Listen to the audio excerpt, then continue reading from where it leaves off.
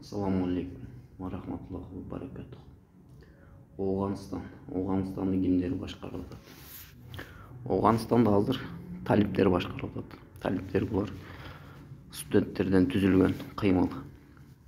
Бул кыймыл Пакистанда түзүлгөн, Исламабадда түзүлгөн болушу керек. Исламабадда же башка шаарында Пакистанда Беназир Бухталардын келишүүсү менен түзүлгөн кыймыл.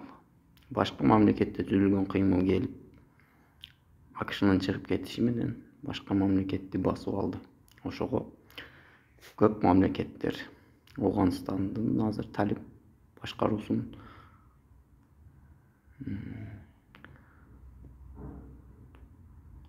мындай официалдуу түрдө кабыл алышкан жок. Мамлекет катары кабыл алышкан жок.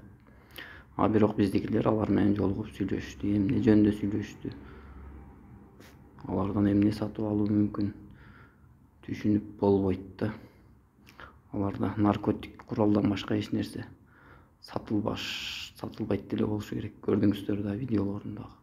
Элди кыйнап, фашисттик жол менен биз динчил мамлекетпиз деген уранды жабынып алып, өтө катаал чараларды колдонуп атат. Кытайдын катаал чараларынан дагы ашып түштү булардын кылган иштери.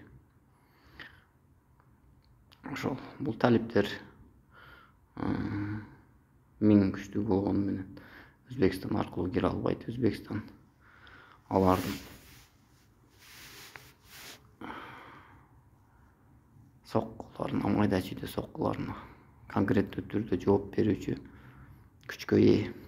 Тажикстан аркылуу кирип келгени менен Кыргызстанга өтө албайт. Алар үчүн коридор гана керек. Ошол Орусияга чыгып кетүүчү коридор, нарко барондор үчүн керек. Демек, Ауған